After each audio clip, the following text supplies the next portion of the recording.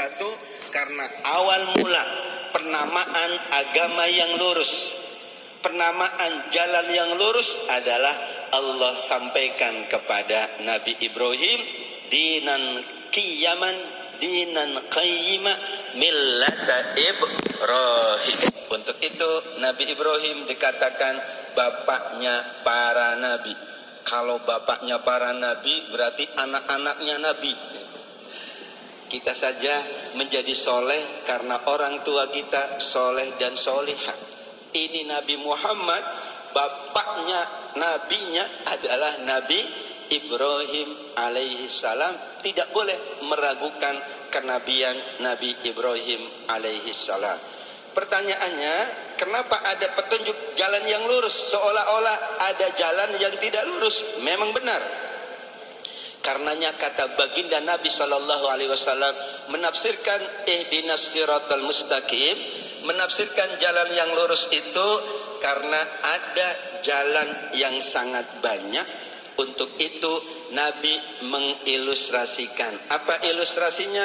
Nabi membuat garis yang lurus kepada kami, kata para sahabat.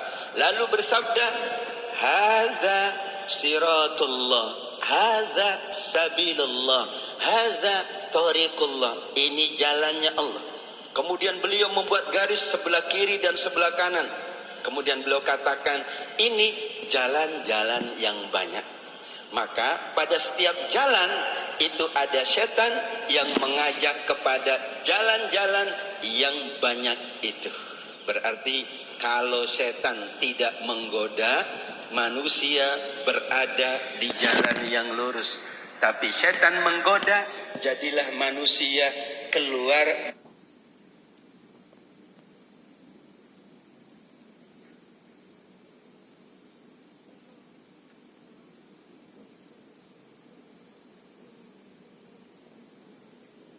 dari jalan yang lurus. Maka hadis Imam Ahmad ini dikaitkan dengan surat Al-An'am yang sudah kita bahas 153. Wa anna hadza sirati mustaqima. Ini adalah jalan yang lurus. Fattabi'uhu, kalian ikuti. Wala tattabi'us subul, jangan ikuti jalan-jalan yang lain. Kalau kita menempuh satu perjalanan, maka kita fokus. Saya akan menuju ke satu tempat, maka fokus. Biasanya enggak fokus. Sebelum ke situ saya ke sini dulu, ya. Saya mungkin mampir dulu, kalau itu boleh, karena itu jalan yang dibolehkan.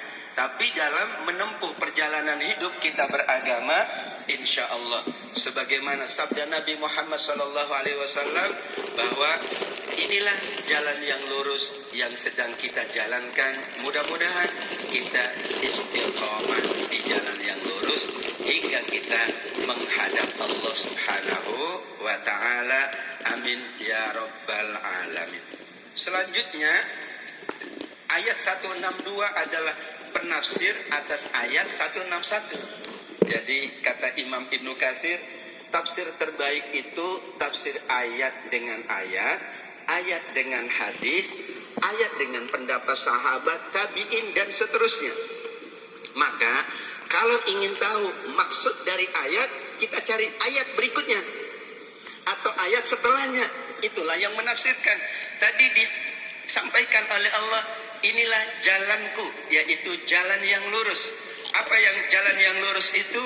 Jalan yang lurus itu dipraktekkan dalam kehidupan. Apa jalan yang lurus kita?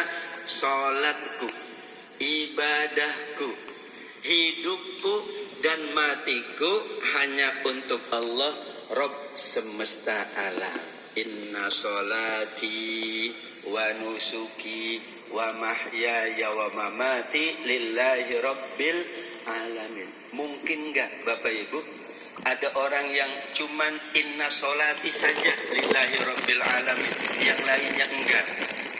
Mungkin enggak cuman inna solati wa nusuki wa mahyaya tidak, wa mamati tidak? Mungkin. Maka jalan yang lurus itu dijalankan empat-empatnya.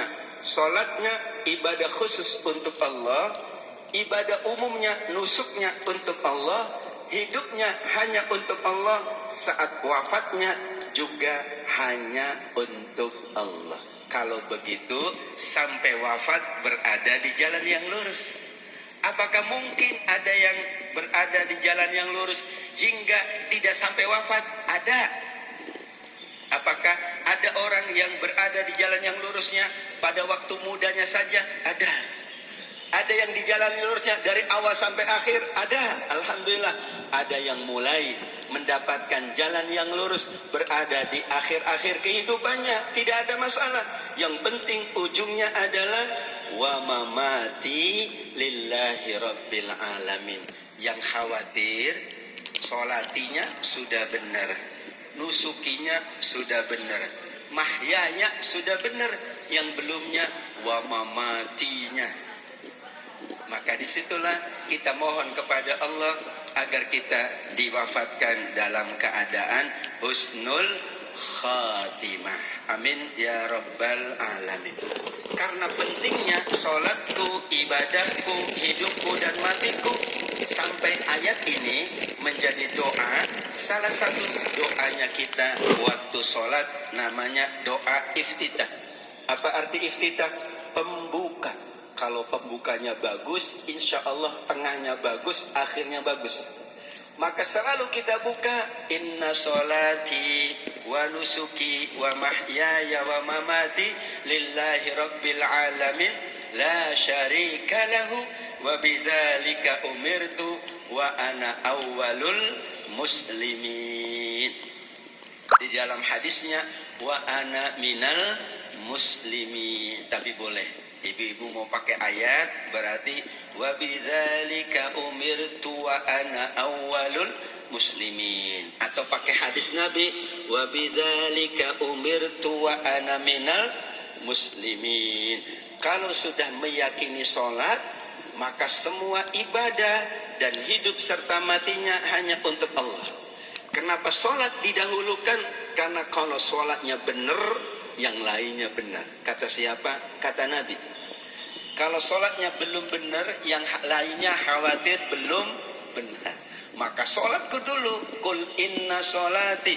Dan orang yang sholat, la syarikalah, tidak pernah berbuat syirik.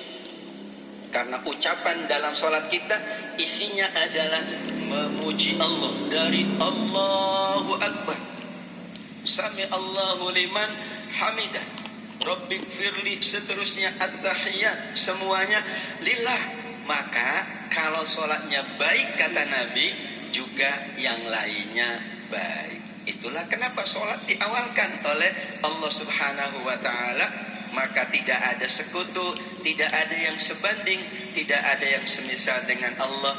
Laisa kamitslihi syai'un wa huwas samiul basir. Asy-Syura ayat 11 atau Al-Ikhlas ayat yang keempat. Walam yakul lahu kufuwan ahad. Masya Allah. Setelah Allah mengingatkan tentang inna sholati wa nusuki wa mahyaya wa mamati lillahi rabbil alamin la syarika lahu wa bidzalika umirtu wa ana awwalul muslimin, maka disitulah kenapa doa iftitah di antara yang dianjurkan oleh Nabi bacaannya adalah wajjahtu wajhiya lilladzi fataras samawati wal ardh. Seterusnya nanti ada inna sholati wa nusuki wa mahyaya wa mamati. Bahkan ini dikatakan doa iftitah yang paling panjang. Maka umum bagi kita, bagi saya juga membaca doa iftitah dengan doa ini. Alasannya adalah ingin membaca pula ayat Al-Quran. Karena ayat Al-Qurannya ada, yaitu Al-An'am 162, 163, maka kita kaitkan dengan hadis Imam Muslim. Lengkaplah dalam sholat kita, kita baca ayat Al-Quran, sekaligus kita baca juga hadisnya Nabi Muhammad SAW. Mau yang lain boleh, tidak baca tidak ada masalah. Karena doa iftitah termasuk wajib ini. Ada yang berantem gara-gara doa iftitah. Doa iftitah apa itu? Ini doa iftitah yang paling sahih lah, yang lain tidak sahih. Orang tidak baca